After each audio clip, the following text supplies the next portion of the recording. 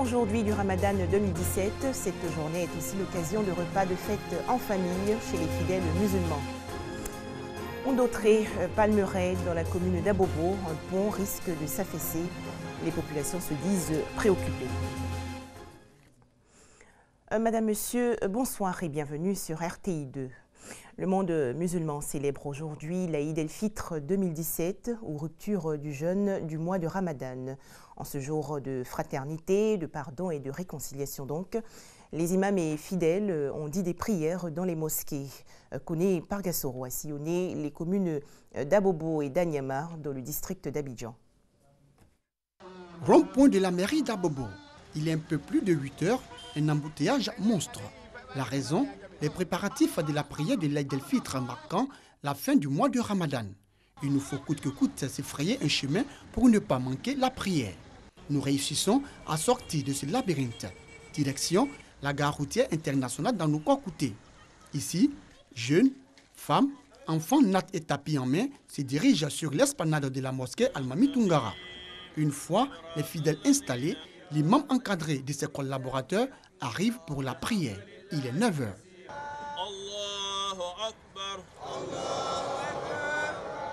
La prière terminée, l'imam Moussa Diarra dans son sermon a exhorté les fidèles à tourner le dos à la corruption. Un fléau qui guette notre communauté, qui guette la communauté nationale, qui est l'enrichissement illicite.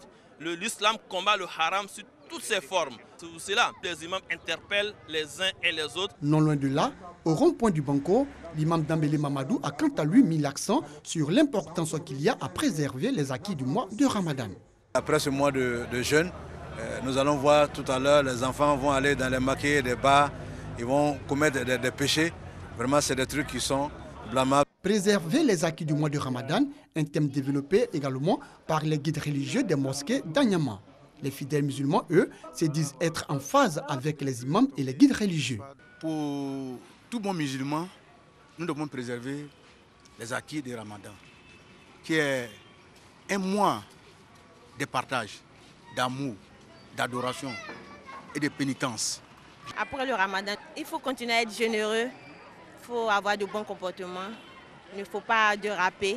Comme les imams m'ont recommandé, nous devons pouvoir garder ces bonnes habitudes qui sont en même temps des habitudes de cohésion, de bonne entente, de solidarité. Nous souhaitons que ces valeurs puissent rester. Louanges et bénédictions ont également meublé cette prière de l'Aïd el-Fitr dans les communes d'Abobo et d'Anyama. La fin du Ramadan 2017 également célébrée avec ferveur dans plusieurs villes de l'intérieur du pays. Direction tout de suite San Pedro dans la région sud-ouest. L'Aïd el-Fitr, ou la fête musulmane marquant la fin du mois de Ramadan, célébrée avec ferveur dans la cité balnéaire de San Pedro. Du quartier Bardo au quartier Lac Cité Balmer, les musulmans de la cité portuaire ont accompli les 2 rakats et imploré la clémence divine. À cela s'ajoutent les messages des guides religieux. Tous appellent les croyants à entretenir le bagage spirituel accumulé lors du mois de Ramadan. Les imams ont également prié pour le gouvernement pour les efforts qui ont permis de sortir San Pedro de l'enclavement suite aux récentes inondations. La communauté islamique Ahmadiyya a célébré ce jour la fête de l'Aïd el-Fitr marquant la fin du mois de Ramadan. Ensemble, les fidèles ahmadistes se sont retrouvés à la mosquée principale d'Adjamé 220 pour écouter le sermon de l'ami en chef de cette communauté. L'ami Abdul Kayoum Pacha, dans son sermon, est revenu sur le sens de ce mois de carême, qui est une grâce, selon lui, offerte à chaque musulman de se racheter de ses péchés afin de se rapprocher davantage de son Créateur. Une prière de 2 rakats a clôturé cette rencontre qui s'est déroulée dans une ambiance fraternelle. Le Ramadan est fini, mais les bonnes œuvres et attitudes observées durant ce mois de pénitence et d'adoration doivent demeurer. C'est l'essentiel du message de l'imam Saïd Konaté à la mosquée de Yopougontois-Rouge, une célébration qui met fin aux jeunes musulmans. En présence des autorités municipales, le guide religieux a exposé sur les mérites du mois de jeûne et les prières. Il invite les fidèles musulmans à suivre les prescriptions du prophète de l'islam, le prophète Mohammed. Les actes de générosité, de solidarité et de partage constatés pendant ces 29 jours de jeûne doivent continuer au sein de la communauté. Des bénédictions ont été faites pour la stabilité en Côte d'Ivoire. Les fidèles musulmans investissent les lieux de prière. Adiatou Sanogo, imam principal de la grande mosquée de Bassam, se prépare pour la prière. 9 h, le temps est donc donné pour les 2 rakats. À la mosquée Fatima Zahra, l'heure est au sermon après la prière. Thème évoqué par l'imam Moussa Dramé, l'immigration clandestine. Après avoir célébré le Saint-Courant la 27e nuit du mois de Ramadan et l'Aïd el-Fitr ce dimanche 25 juin, la communauté musulmane prépare un autre grand rendez-vous. Il s'agit de la fête de Tabaski ou l'Aïd el-Kébi dans 70 jours. Dans la commune de Treichville, les fidèles musulmans se sont rassemblés à la mosquée du CHU de la dite commune pour la prière de l'Aïd el-Fitr. À cette occasion, l'imam Harouna Kone a exhorté la communauté musulmane à s'approprier les vertus de solidarité et de fraternité.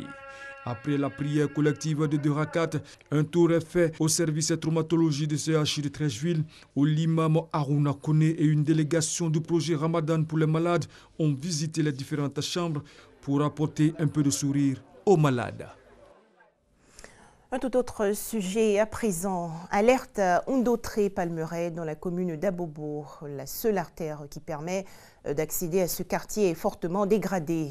Pire encore, le pont qui relie la voie principale à celle de Ondautré-Palmeraie menace de s'effondrer, surtout en cette saison des pluies. Les populations expriment ce soir leur inquiétude. Elles sont au micro de Herman Yamia. Abobo Ondautré. Cette voie est la seule qui mène au sous-quartier Ondautré-Palmeraie.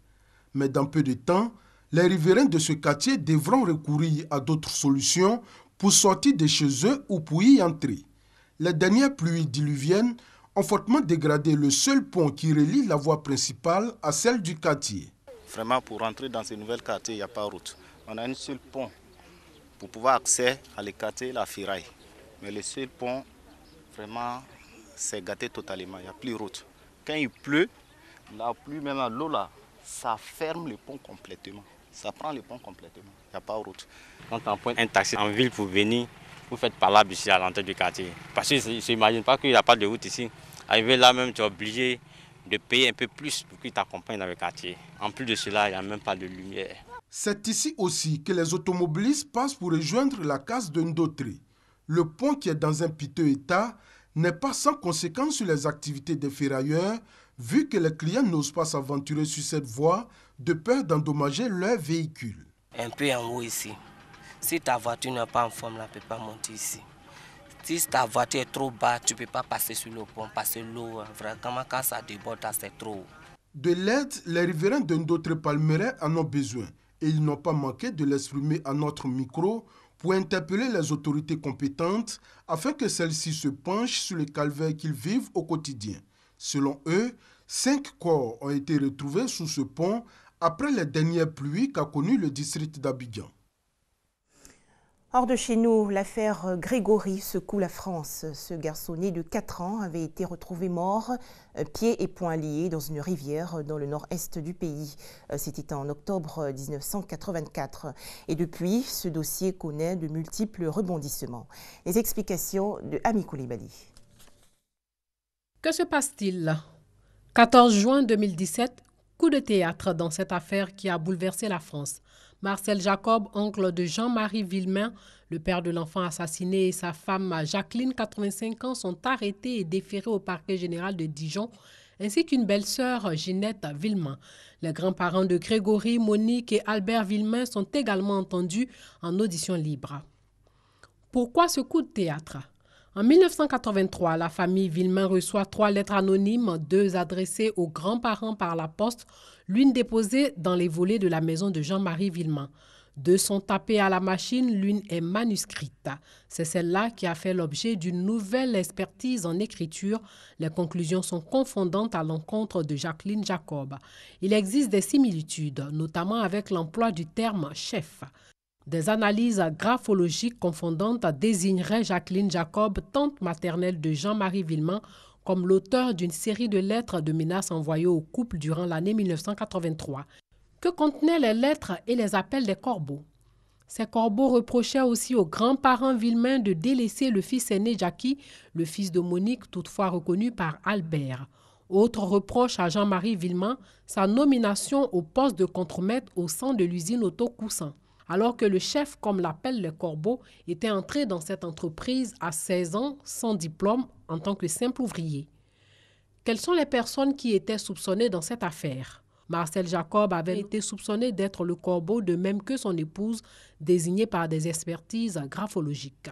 Marcel Jacob s'en était pris verbalement à Jean-Marie Villemain peu avant le crime, lui reprochant sa promotion de contremaître. Les analyses des traces ADN ont-elles porté des fruits? Les prélèvements ADN ne correspondent à aucun profil génétique parmi les 150 protagonistes de l'affaire. Et après 4 jours de détention provisoire, Marcel Jacob et son épouse Jacqueline, grand-oncle et grand-tante de Grégory Villemain, ont été remis en liberté sous contrôle judiciaire mardi 20 juin dernier. Les 2 époux ne retourneront pas chez eux dans les Vosges, mais seront placés dans 2 logements différents à des adresses à tenue secrète dans le cadre de leur contrôle judiciaire. Ils seront soumis à une interdiction absolue de communiquer avec les médias, sans quoi leur placement en détention provisoire pourrait être immédiatement réordonné. Cette décision d'application immédiate constitue un sérieux revers pour les enquêteurs et le parquet général qui avaient requis le maintien en détention provisoire. La famille du petit Grégory saura-t-elle un jour la vérité sur le drame? L'enquête semble en tout cas trouver un nouveau souffle avec ces arrestations. Un autre décès a également marqué les esprits dans le monde entier, celui de Michael Jackson. 8 ans déjà que le roi de la pop s'en est allé. C'était le 25 juin 2009 et après sa mort, son souvenir vit encore. Ses albums sont toujours vendus et ses fans continuent de l'imiter. Honorine Anigori les a rencontrés.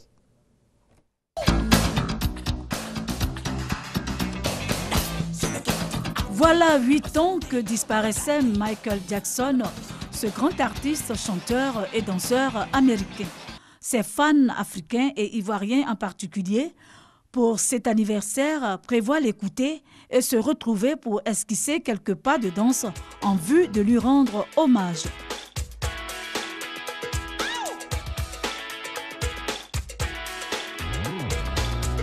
Pour le 8e anniversaire du décès de Michael Jackson, je compte me réunir avec des amis, mettre la musique de Michael Jackson évidemment, et puis discuter avec eux pour savoir quel est vraiment l'héritage culturel qu'il laisse aux jeunes Africains.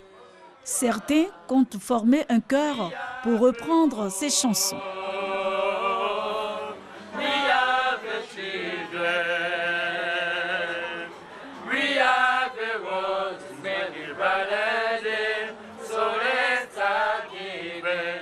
Michael Jackson reste le monument, l'un des monuments de la musique du monde.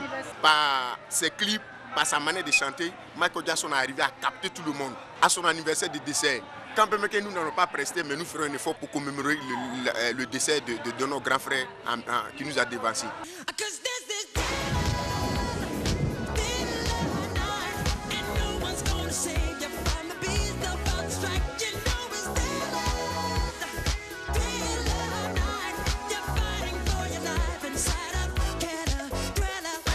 D'autres ont préféré lui adresser des prières. Il est inoubliable, que son âme repose en paix. Ce monsieur essaie d'imiter ce grand chanteur et danseur américain. Qu'est-ce qu'il veut exprimer et comment est-il vu par ses proches?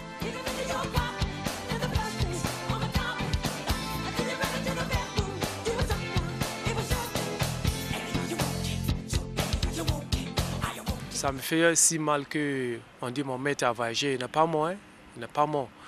Il n'est pas mort. Les gens m'invitent, et puis il y a mes amis qui viennent vers moi, et puis les gens parlent de moi. Il y a d'autres qui disent comment vous avez fait pour ressembler à Michael Jackson? Il est né comme ça, hein? Je suis né comme ça.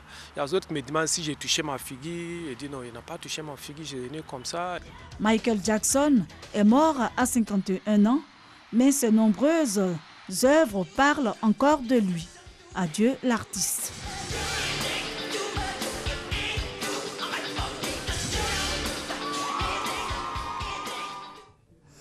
Enfin, nous sommes à J-25 avant les 8e Jeux de la francophonie Abidjan 2017. Cet événement constitue une contribution à la promotion de la paix et du développement à travers les rencontres et échanges entre jeunes francophones.